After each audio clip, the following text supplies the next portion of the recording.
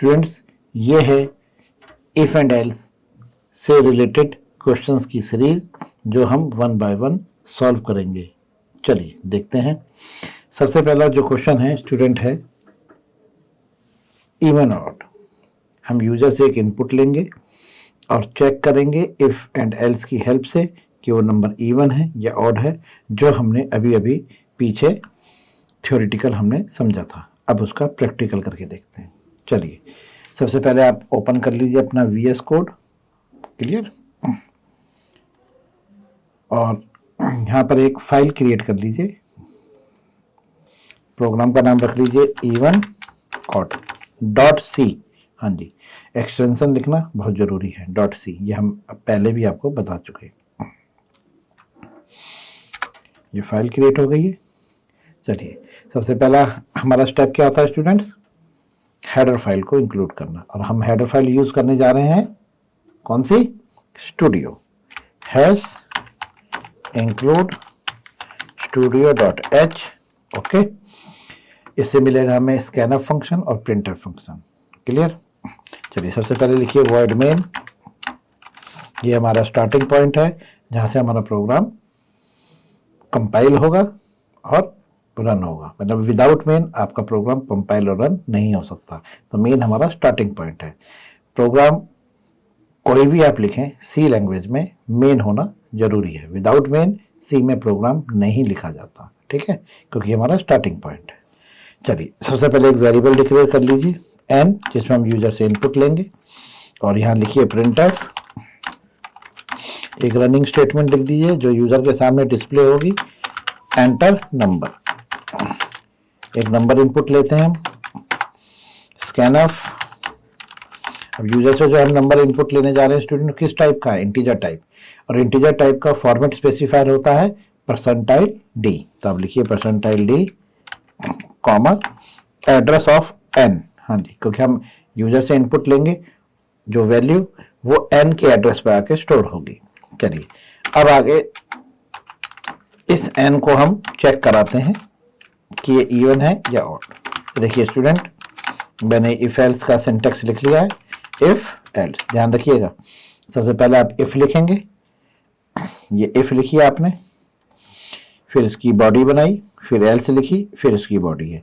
If का consecutive आपने else लिखा है। ठीक है। अब यहाँ लिखिए n। अब आपको चेक करना है इवन ऑड। तो अभी मैंने आपको बताया कि फॉर्मूला कि इवन ऑड को चेक करने के लिए आपको क्या करना है? n को 2 से डिवाइड करके देखना है और चेक करना उसका रिमाइंडर क्या है। तो रिमाइंडर को चेक करने के लिए हम लगाते हैं मॉडुलस सिंबल। तो मॉडुलस n मॉडुलस 2, ये आपको रिमाइंडर रिटर्न करेगा अगर वो इक्वल टू है 0। कहने का मतलब है कि n की वैल्यू को 2 से डिवाइड करने के बाद जो रिमाइंडर आएगा अगर वो इक्वल है 0 के। डबल इक्वल टू बताया था ना आपको कंडीशनल स्टेटमेंट्स में जब ऑपरेटर्स पढ़ाए थे कि डबल इक्वल टू का मतलब होता है कंपैरिजन। किस चीज़ के लिए? इक्वलिटी के लिए। अब ये चेक कर रहा है कि n से डिवाइड होने पर जो रिमाइंडर आए अगर वो इक्वल टू 0 है तो बॉडी में जाएगा और यहाँ पे प्रिंट कराएगा इवन नंबर। और अगर ऐसा नहीं हुआ, मतलब n की वैल्यू डिवाइड होने पे 2 से रिमाइंडर 0 नहीं आया, तो ये एल्स वाले पार्ट में जाएगा। अब एल्स में आ जाइए, यहाँ लिखिए printf ऑड नंबर। ठीक है स्टूडेंट, ये हमने अभी समझा भी है थ्योरेटिकल। क्लियर है? बहुत ही सिंपल है। सबसे पहले आपने यहाँ पर हेडर फाइल इंक्लूड कराई है studio.h। फुल फॉर्म है स्टैंडर्ड इनपुट आउटपुट। इस हेडर फाइल से आपको प्रिंटफ फंक्शन और स्कैनफ फंक्शन मिला है। अगर आप ये हेडर फाइल नहीं लिखेंगे तो प्रिंटफ स्कैनफ आपको एरर मैसेज देंगे, अनडिफाइंड सिंबल। क्लियर है? फिर आपने लिखा है वॉइड मेन, ये आपका स्टार्टिंग पॉइंट है। फिर आपने इसकी ओपनिंग और क्लोजिंग ब्रेसेस लगाए हैं। ये इसकी बॉडी हो गई, इसको हम कंटेक्स्ट भी कहते हैं। ये कंटेक्स्ट है मेन का, यानी बॉडी है। सबसे पहले स्टेटमेंट जो है उसमें आपने एक वेरिएबल डिक्लेयर करा है इंटीजर टाइप n। फिर आपने सेकंड स्टेटमेंट में यूजर से इनपुट लिया है स्कैनफ के थ्रू n में एड्रेस ऑफ n। फिर आपने यहाँ पर इफ में उस n को चेक करा है 2 से डिवाइड करके कि अगर उसका रिमाइंडर इक्वल टू 0 है तो प्रिंट करा दे इवन, और अगर 0 नहीं है तो एल्स में जाके प्रिंट करा दे ऑड। लीजिए ये प्रोग्राम आपका कंप्लीट हो गया। अब आप इसको सेव कर लीजिए। सेव करने के लिए कंट्रोल एस या फाइल पे जाकर यहाँ पर क्लिक कर दीजिए। ठीक है, जैसे आपको चाहे। अब सबसे पहले आप टर्मिनल ओपन करिए कंपाइल करने के लिए। टर्मिनल वाले ऑप्शन पे जाइए मेन्यू पे ऊपर और यहाँ पे न्यू टर्मिनल पे क्लिक करिए। ये टर्मिनल आपका नीचे ओपन हो जाएगा, ये देखिए। अब आपको यहाँ पे सिंपल क्या करना है, कंपाइलर इन्वोक करना है। कंपाइलर को इन्वोक करने की कमांड होती है GCC स्पेस आपकी फाइल का नाम, जो प्रोग्राम ने आपने रखा है, प्रोग्राम का नाम रखा है आपने evenodd.c, तो आपको लिखना है evenodd.c। एंटर करिए। देखिए कंपाइल हो गया। कंपाइल होने के बाद आप एक चीज नोटिस करिएगा, यहाँ पर एक exe फाइल जनरेट होगी a.exe, ये जनरेट हुई है, कंपाइल हो गई। अगर कंपाइल नहीं हुआ, एरर मैसेज आ गया, तो ये a.exe फाइल, ये जो फाइल है ये जनरेट नहीं होगी। अगर ये फाइल जनरेट हो गई है तो इसका मतलब है आपका प्रोग्राम सक्सेसफुली कंपाइल हो गया है।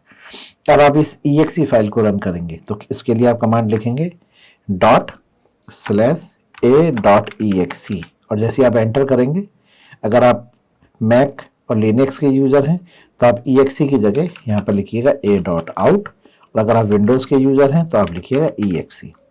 एंटर करिए। देखिए आपसे इनपुट ले रहा है एंटर नंबर आपने करा 34, और जैसे ही एंटर करा तो लिखा आ गया इवन नंबर, क्योंकि 34 को 2 से डिवाइड करने पे रिमाइंडर हमारा 0 आएगा, तो आंसर आया इवन नंबर। क्लियर। चलिए दोबारा रन करते हैं। फिर इसने इनपुट लिया आपसे एंटर नंबर, अब की बार इनपुट करा मैंने 15 को 2 से डिवाइड करने पे रिमाइंडर 0 नहीं आएगा, 1 आएगा, और 1 आने पर हमारी इफ वाली जो कंडीशन है वो फॉल्स हो जाएगी, इसलिए वो एल्स वाले पार्ट में आएगा और प्रिंट कराएगा ऑड नंबर। क्लियर है। ठीक है स्टूडेंट्स। चलिए, तो ये था आपके सामने इवन और ऑड का सिंपल सा एक प्रोग्राम जिसमें हमने इफ और एल्स का यूज देखा है। चलिए नेक्स्ट प्रोग्राम करते हैं। नेक्स्ट प्रोग्राम है स्टूडेंट हमारा नेगेटिव एंड पॉजिटिव। हम यूजर से एक नंबर इनपुट लेंगे और चेक करेंगे कि वो नंबर नेगेटिव नंबर है या पॉजिटिव नंबर है। चलिए ठीक है, चलिए बनाते हैं नेक्स्ट प्रोग्राम। इसको स्टूडेंट सेव कर लीजिए। सेव हो गया, इसे यहाँ से क्लोज कर दीजिए। एक नई फाइल क्रिएट कर लीजिए, उसका नाम रख लेते हैं नेगेटिव। हमेशा प्रोग्राम का नाम जो है, जो फाइल का नाम जो है, आप प्रोग्राम से रिलेटेड रखिएगा, जिससे कि आपको फ्यूचर में पता रहे कि किस फाइल में हमने किस तरह का कोड लिखा है। तो मैंने इसका नाम रख दिया है negative positive .c। Enter, file create हो गई। सबसे पहला काम हेडर फाइल इंक्लूड कराना। ठीक है, हैश इंक्लूड studio.h। क्लियर है स्टूडेंट, ये आ गया आपका। इसके बाद वॉइड मेन। हाँ जी, ये 2 स्टेप तो स्टूडेंट्स आपको हर प्रोग्राम में लिखने ही होंगे। चलिए अब हम यूजर से एक इनपुट लेते हैं और चेक करते हैं वो नंबर नेगेटिव नंबर है या पॉजिटिव नंबर है। क्लियर है। इसके लिए हम क्या करेंगे, एक वेरिएबल डिक्लेयर कर लेंगे n। कोई भी वेरिएबल, जरूरी नहीं कि हमेशा आप n ही लेंगे, आप a b c d x y कुछ भी ले सकते हैं। मैंने n ले लिया। ठीक है, एंटर करिए। अब यहाँ लिखिए printf, और इसके अंदर यूजर को गाइड करने के लिए एक रनिंग स्टेटमेंट लिख दीजिए, एंटर नंबर। अब जब हम इस प्रोग्राम को रन करेंगे तो हमारा जो क्लाइंट साइड है उसकी स्क्रीन पर लिखाएगा एंटर नंबर, तो समझ जाएगा कि मुझे एक नंबर इनपुट करना है। ठीक, वो नंबर हम जो इनपुट लेंगे यूजर से वो हम स्कैन कराएंगे। इंटीजर टाइप है तो %d, address of n। n पे हमने जाके स्कैन करा लिया, तो n के अंदर वो नंबर स्टोर हो गया है जो रन टाइम पर यूजर इनपुट करेगा। ठीक है, अब इसे चेक करना है ये इवन है, सॉरी ये नेगेटिव है या पॉजिटिव। ठीक है, तो कंडीशन क्या बनेगी, इफ, पहले एक कंडीशन लिख लीजिए, इफ लिख लीजिए, इसके ब्रेसेस लगा लीजिए, फिर आप एल्स लिख लीजिए, फिर उसके भी ब्रेसेस लगा लीजिए। ठीक है, लीजिए ये आ गया आपके इफ एंड एल्स। चलिए कंडीशन क्या होगी, नेगेटिव नंबर कौन से होते हैं, नेगेटिव नंबर वो नंबर होते हैं जो 0 से छोटे होते हैं, पॉजिटिव नंबर वो होते हैं जो 0 से बड़े होते हैं। ठीक है, तो बस कंडीशन यही बना देनी है हमें। कैसे कि n अगर ग्रेटर देन है 0, अगर n की वैल्यू ग्रेटर देन है 0 से बड़ी है, तो आप सिंपल यहाँ प्रिंट कराइए इसकी बॉडी में, इफ की बॉडी में printf पॉजिटिव नंबर, पॉजिटिव। ठीक है, नंबर लिख दीजिए पॉजिटिव नंबर। और अगर 0 से बड़ी नहीं है, 0 से छोटी है ना, तो एल्स वाले पार्ट पे आ जाएगा वो। तो एल्स वाले पार्ट में प्रिंट करा दीजिए नेगेटिव नंबर, क्या लगा दीजिए नेगेटिव, लीजिए नेगेटिव नंबर। क्लियर है स्टूडेंट, हो गया कंप्लीट आपका प्रोग्राम। आपने यूजर से इनपुट लिया एन के अंदर, फिर इफ में उसको रखकर उसकी कंडीशन चेक कराई कि अगर वो एन ग्रेटर देन 0 है तो पॉजिटिव, नहीं तो एल्स में नेगेटिव। सिंपल सा हो गया। चलिए इस प्रोग्राम को रन करके देखते हैं, फिर इसमें आपको एक चेंजेस करके दिखाऊंगा। ठीक है, कंट्रोल एस शॉर्टकट की। अब आप टर्मिनल पे आ जाइए। टर्मिनल को आपको यहाँ करना है तो यहाँ पे क्लियर लिख दीजिए, आपका टर्मिनल क्लियर हो जाएगा। ठीक है, क्लियर। चलिए अब आप लिखिए GCC और फाइल का नाम क्या रखा था students, negative positive dot C लिखना जरूरी है। ठीक है, एक्सटेंशन है सी लैंग्वेज का। एंटर लीजिए, देखिए exe फाइल बनके तैयार हो गई, a.exe। क्लियर है।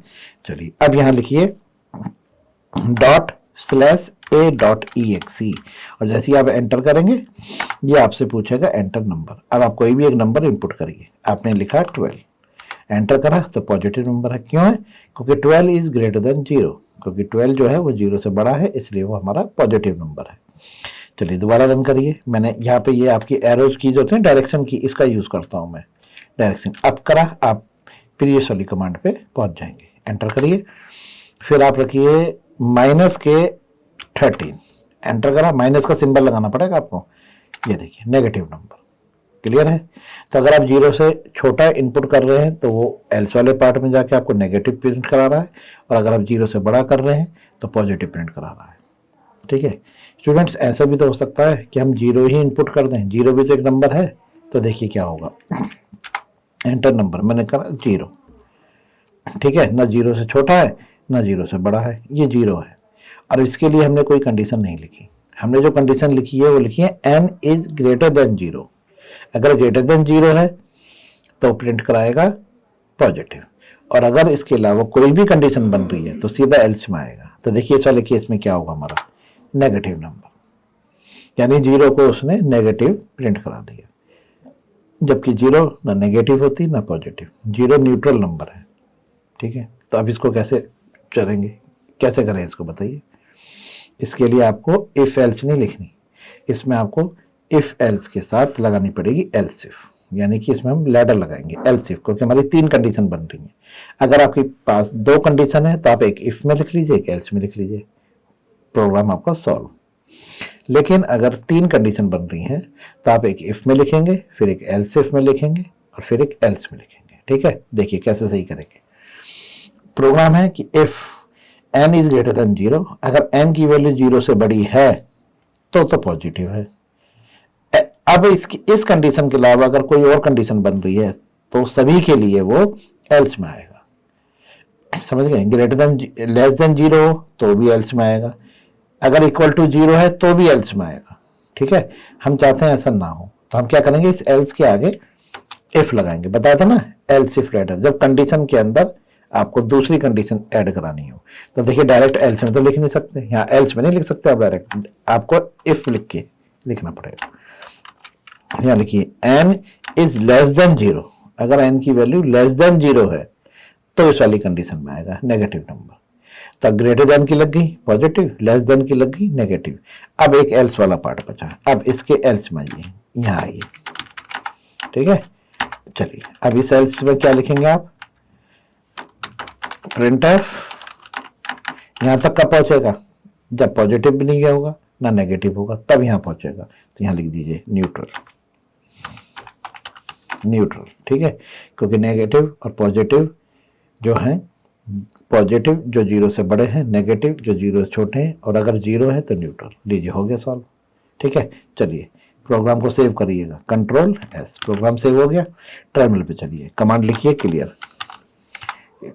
ठीक है, फिर लिखिए GCC, कंपाइलर रिमूव करिए, फाइल का नाम लिखिए negative positive dot C, compile हो गया। फिर लिखिए ./a.exe, ये प्रोग्राम रन हो गया। अब आप नंबर रखिए 4, देखिए आपको कह रहा है पॉजिटिव नंबर। अब आपने लिखा -8 तो आपसे कह रहा है नेगेटिव नंबर, और अगर आपने इनपुट करा 0 तो ये कह रहा है न्यूट्रल।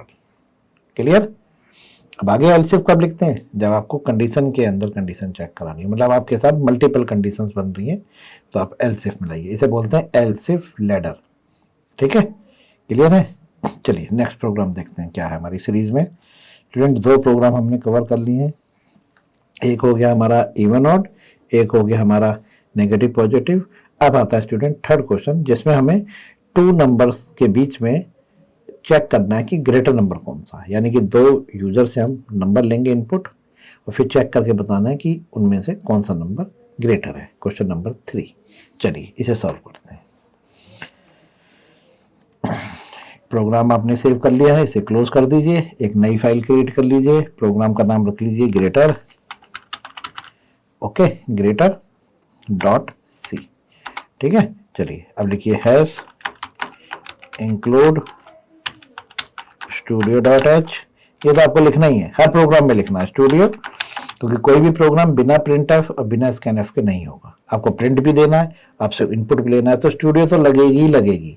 वर्ड मेन मैंने आपको बताया, इसके बगैर आप सी में प्रोग्राम नहीं लिख सकते। ये आपका एंट्री पॉइंट है जहां से आपका प्रोग्राम कंपाइल होता है और रन होता है। दोनों काम यहीं से स्टार्ट होंगे, मेन से। चलिए सबसे पहले एक वेरिएबल इनपुट ले लीजिए, एक वेरिएबल ए ले लीजिए, एक वेरिएबल बी।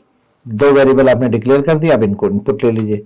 तो 1 बाय 1 इनपुट लेंगे। तो पहला प्रिंट एफ लिखा, जिसमें आपने लिखा एंटर ए, एंटर ए, ठीक है। फिर लिखा स्कैन एफ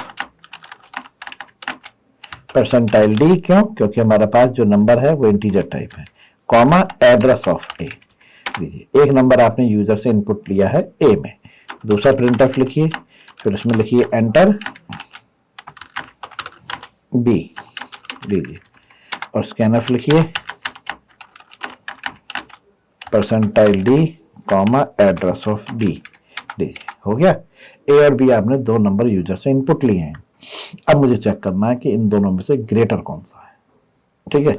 चलिए हम पहले बात कर लेते हैं कि कंडीशन कितनी बनेगी। देखो स्टूडेंट्स, ए बी से ग्रेटर भी हो सकता है, पहली कंडीशन। ए बी से छोटा भी हो सकता है, दूसरी कंडीशन। तीसरी, ए और बी दोनों इक्वल भी हो सकते हैं, तीसरी कंडीशन। यानी कि 3 कंडीशन बन गई। ए बी से बड़ा भी हो सकता है, ए बी से छोटा भी हो सकता है और ए बी के इक्वल भी हो सकता है। तो इसमें हम क्या करेंगे, इफ एल्स नहीं लगाएंगे, इसमें एल्स इफ लैडर का यूज करेंगे, ठीक है। चलिए कैसे लिखेंगे, देखिए if A is greater than B, अगर ए बड़ा है बी से, आप बी को भी लेके चल सकते हैं। जरूरी नहीं है कि आप ए को ही लेके चलें, इसमें आप बी को भी चेक करा सकते हैं। मतलब आप इस तरह से भी लिख सकते हैं, B is greater than A, B is less than A और बी इक्वल टू ए, इस तरह से भी लिख सकते हैं, ठीक है। चलिए वो आपकी मर्जी है आपकी, आप ए को लेके प्रोग्राम लिखें या बी को लेके, ठीक है, उससे कोई फर्क नहीं पड़ेगा। दोनों में से आप किसी एक वेरिएबल को लेकर प्रोग्राम लिख सकते हैं। मैंने इसमें ए को ले लिया, मतलब ए को लेकर मैं कंडीशन लिख रहा हूं कि ए इज ग्रेटर देन बी, तो print F A is greater, okay, A is greater, ये लिखा आएगा ए इज ग्रेटर। अब अगर ऐसा नहीं हुआ, अगर ए बी से बड़ा नहीं है, तो आप चेक कराओ कि क्या ए बी से छोटा है, तो आप लिखो एल्स इफ। एल्स इफ में लिखा आपने कि क्या ए इज लेस देन बी। अब यहां पर ऐसे भी लिख सकते हो बी इज ग्रेटर देन ए, हाँ ऐसे भी लिख सकते हो, बात तो एक ही है ना। अब इसमें लिख दीजिए बी इज ग्रेटर। जरूरी नहीं है कि आप यहाँ पर स्टूडेंट समझिएगा, यहाँ पे ऐसा नहीं है कि आप ए इज लेस देन बी लिखेंगे, आप यहाँ पे ये भी लिख सकते हैं बी इज ग्रेटर देन ए, तो बी इज ग्रेटर, क्लियर है। या ए इज लेस देन बी, तो भी बी इज ग्रेटर, ठीक है। वो आपकी मर्जी है, जैसा आप लिखना चाहें। चलिए मैंने सिंपल वही लिख दिया कि अगर ए बड़ा है बी से तो ए इज ग्रेटर, नहीं तो बी बड़ा है ए से तो बी इज ग्रेटर। और अगर ये भी कंडीशन नहीं बन रही, तो इसका मतलब ये हुआ इस एल्स तक का पहुंचेगा सबसे लास्ट में, जब ऊपर वाली कंडीशन फुलफिल नहीं होंगी, यानी कि ऊपर वाली कंडीशन गलत है, ना ए बी से बड़ा और ना बी ए से बड़ा, तो इसका मतलब है कि दोनों एक दूसरे के इक्वल है। तो आप सीधा यहाँ पर एल्स में लिख दीजिए both are equal, both are equal, लीजिए बन गया प्रोग्राम, सिंपल। समझ में आया कैसे लिया? देखिए दो वेरिएबल डिक्लेयर कर लिए, क्लियर। फिर इनपुट ले लिया, एक वेरिएबल ए में इनपुट ले लिया, एक वेरिएबल बी में इनपुट ले लिया। फिर चेक कराया कि क्या ए की वैल्यू बी से बड़ी है। अगर ए की वैल्यू बी से बड़ी है तो सीधा प्रिंट करा देगा ए इज ग्रेटर, और अगर ऐसा नहीं है तो सीधा एल्स वाले पार्ट में जाएगा और वहां पे फिर कंडीशन चेक करेगा क्या बी बड़ा है ए से। अगर बी की वैल्यू बड़ी है ए से तो प्रिंट कराएगा बी इज ग्रेटर, और अगर ऐसा भी नहीं हुआ तो फिर ये एल्स वाले पार्ट में आएगा। और सीधा प्रिंट करा देगा बोथ आर इक्वल्स। क्लियर? ठीक है, आप चाहो तो यहाँ पे भी कंडीशन लिख सकते हो। हाँ, कई बार आप ऐसे देख भी सकते हैं कि if A equal to B, ये लिख सकते हो। हाँ सही है। अब इसका भी एल्स बचा है, मतलब आप अभी एक नेक्स्ट और लिख सकते हो कंडीशन एल्स में। ठीक है, लेकिन ये आप लिखना चाहो तो लिख लो, कोई गलत नहीं है। ठीक है, लेकिन हमें पता है कि हमारी 3 ही कंडीशन बन रही है, इसके आगे हमारी कंडीशंस आगे नहीं बढ़ेंगी, तो आप यहीं पर एल्स रख के इसको एंड कर दीजिए। ठीक है, क्लियर है? चलिए अब इस प्रोग्राम को एक बार सेव कर लीजिए। देखिए वॉइड वॉइड हमने 2 बार लिख दिया, इसलिए एरर आ रही थी। चलिए क्लियर है, सही हो गया। स्टूडेंट्स, एक प्रोग्राम में हम कुछ एरर्स अपने आप ही जनरेट करेंगे और फिर देखेंगे उसको कैसे ट्रेस करके सॉर्ट आउट किया जाता है। ठीक है, इसी प्रोग्राम में हम भी करते हैं। कंट्रोल एस, सेव कर लिया मैंने। ठीक है, शॉर्टकट की, और नीचे लिखा क्लियर। क्लियर वैसे मेरे पास कमांड लिखी हुई है, देखिए मैंने अप एंड डाउन जो आपकी डायरेक्शन की होती है ना, इसकी हेल्प से आप ऊपर नीचे कमांड्स को लिख सकते हैं। क्लियर। अब लिखिए GCC और प्रोग्राम का नाम रखा है स्टूडेंट हमने ग्रेटर, तो ये लिखिए ग्रेटर डॉट सी। चलिए अब एंटर करिए, ये आपका कंपाइल हो गया। ठीक, अब रन करने के लिए क्या लिखोगे स्टूडेंट? ./a.exe, और जैसे ही आप एंटर करोगे ये आपसे 2 वैल्यू इनपुट लेगा। एक वैल्यू इनपुट लेगा ए के लिए जो आपने रखा 45, फिर आपसे एक इनपुट लेगा बी के लिए जो इनपुट करा आपने 67, और जैसे ही आपने एंटर करा तो उसने आपको बता दिया बी इज ग्रेटर, यानी कि जो बी में वैल्यू आपने रखी है वो ग्रेटर है बी से, ए से। ठीक है, चलिए दोबारा रन करते हैं एक बार। आपकी वैल्यू रखी आपने 56 और बी में रखी आपने 23, तो इसने बता दिया ए इज ग्रेटर। बिल्कुल सही दे रहा है क्योंकि ए की वैल्यू बी से बड़ी है। चलिए एक बार रन और करते हैं। 45 और 45 दोनों की वैल्यू सेम रखी, तो देखिए क्या कह रहा है, बोथ आर इक्वल्स, यानी कि दोनों वैल्यू इक्वल है। क्लियर है, क्योंकि 3 कंडीशन बन रही थी, ए बड़ा है या छोटा है या इक्वल है। क्लियर है? चलिए अब एक काम करते हैं स्टूडेंट्स, इसमें कुछ एरर्स देखते हैं कि जैसे एरर होती है तो कैसे ट्रेस करते हैं। अच्छा, कॉमन एरर्स पता है क्या है? जल्दबाजी में जैसे ए के आगे सेमीकोलन लगाना हम भूल गए। वैसे तो आईडी का यही बेनिफिट है कि आईडी आपको खुद आपको बताएगी। देखिए आपने यहाँ सेमीकोलन लगाना भूल गए तो आपको यहाँ पर स्कैनफ के नीचे से अंडरलाइन दे दी है, ये गलत है। यानी कि ऊपर वाली जिस लाइन में आपको अंडरलाइन नजर आए तो उससे ऊपर वाली में आप एरर ट्रेस कर सकते हैं। तो यहाँ पर हम सेमीकोलन लगाना भूल गए, फिर भी मैंने अपने प्रोग्राम को सेव करा, मैंने ध्यान नहीं दे पाया और प्रोग्राम को नीचे जाके मैंने कंपाइल किया। देखिए ये देखिए लिखा गया ना, ये रहा इन फंक्शन मेन, वो बता रहा है कि मेन फंक्शन में error expected semicolon before scanf, scanf से पहले। ठीक है, बता दिया उसने। बस ये देखिए यहाँ पर सेमीकोलन लगा दीजिए, सही हो गया। अच्छा, और क्या गलती हो सकती है?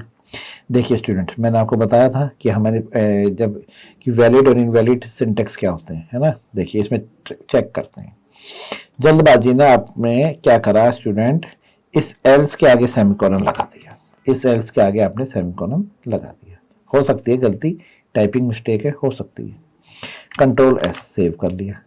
अब आप यहाँ पर प्रोग्राम को एक बार कंपाइल करके देखिए। देखिए कंपाइल हो गया। मतलब बताया था ना मैंने आपको कि अगर एल्स के आगे आपने सेमीकोलन लगा दिया तो उसका मतलब है कि आपने ये एल्स वाला पार्ट लिखा ही नहीं है। हाँ जी, ये इस एल्स को कंसीडर ही नहीं करेगा, मतलब मान के चलेगा कि ये एल्स है ही नहीं। तो फिर ये जो आपने इसकी बॉडी में लिखा है ना एल्स की, ये एक रनिंग स्टेटमेंट हो गई। रनिंग स्टेटमेंट उसे कहते हैं जो एग्जीक्यूट होगी ही होगी। तो देखिए ये इतनी, यहाँ पर तो कंडीशन आपकी काम करेगी, ए इज ग्रेटर देन बी तो प्रिंट होगा ए इज ग्रेटर। अगर ऐसा नहीं हुआ तो एल्स में जाके प्रिंट करेगा बी इज ग्रेटर। अब चाहे ए इज ग्रेटर प्रिंट हो चाहे बी इज ग्रेटर प्रिंट हो, बोथ आर इक्वल्स दोनों के साथ प्रिंट होगा। तो ऊपर वाला तो कंडीशन के हिसाब से काम करेगा, नीचे बोथ आर इक्वल्स तो प्रिंट होना ही होना है। क्यों? एल्स के आगे सेमीकोलन का मतलब हो गया कि आपने एल्स लिखी ही नहीं है, तो ये रनिंग स्टेटमेंट हो गई, ये तो एग्जीक्यूट होगी होगी। ऊपर वाली चाहे कोई भी एग्जीक्यूट हो दोनों में से, लेकिन ये एग्जीक्यूट होगी। चलो करके देखें, आ जाओ रन करके देखते हैं। देखो इनपुट करा एंटर ए, वैल्यू रखी मैंने 5, एंटर बी, वैल्यू रखी 3, तो हमें पता है इसमें ए इज ग्रेटर है। देख लो A is greater, both are equals, print हो रहा है बोथ आर इक्वल्स। अब एक लाइन में क्यों हो रहा है? क्योंकि हमने इसमें न्यू लाइन नहीं लिखा। न्यू लाइन टोकन कहाँ है इसमें? /n। ठीक है। न्यू लाइन के लिए कैसे लिखते हैं बताता हूँ। देखिए आप चाहते हैं कि आउटपुट न्यू लाइन पे आए, तो देखिए यहाँ पर आप लगाइए /n, न्यू लाइन, ये टोकन है आपका /n, लीजिए। क्लियर है, सेव करिए Ctrl+S, फिर दोबारा से एक बार स्क्रीन को क्लियर करिए, फिर कंपाइल करिए। ये देखिए कंपाइल किया, कंपाइल हो गया, सेमीकोलन लगा हुआ है, देखिए कोई एरर नहीं है, आएगी भी नहीं।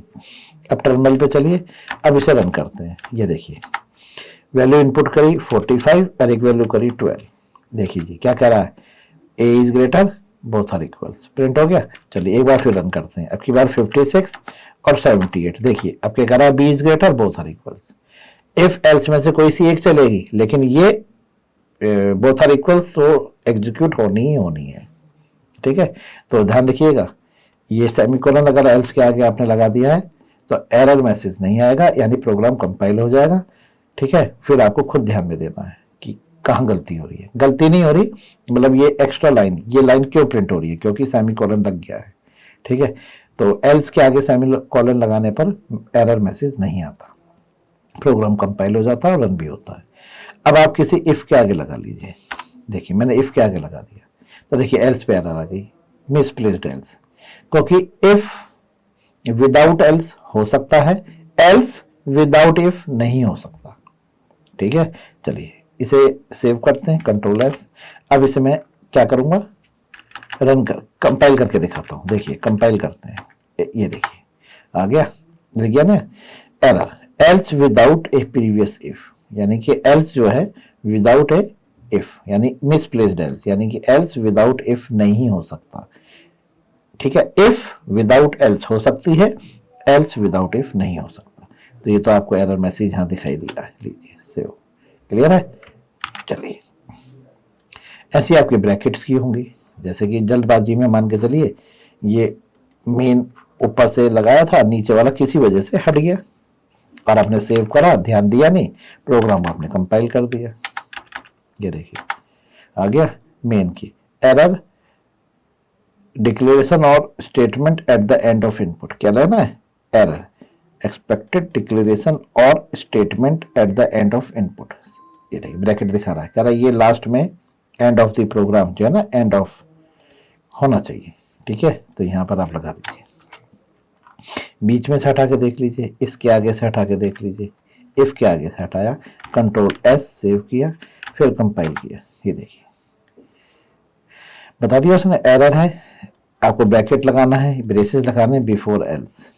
ठीक है, तो बहुत ही सिंपल वे में आपको एरर मैसेज भी आपके सामने आएंगे, उनको पढ़िए और उसको रेक्टिफाई करिए। जब तक आपके प्रोग्राम से एरर रेक्टिफाई नहीं होगी, प्रोग्राम कंपाइल नहीं होगा। ठीक है, चलिए सेव हो गया। तो स्टूडेंट्स में हमने ग्रेटर नंबर निकाला बिटवीन 2 वेरिएबल्स। ठीक है, चलिए आगे देखते हैं। आगे हमारा क्वेश्चन है ग्रेटर नंबर बिटवीन 3 वेरिएबल्स। हाँ जी, अब आपको 3 वेरिएबल्स में से ग्रेटर निकालना है। ठीक है, आउट ऑफ 3 वेरिएबल्स। चलिए देखते हैं।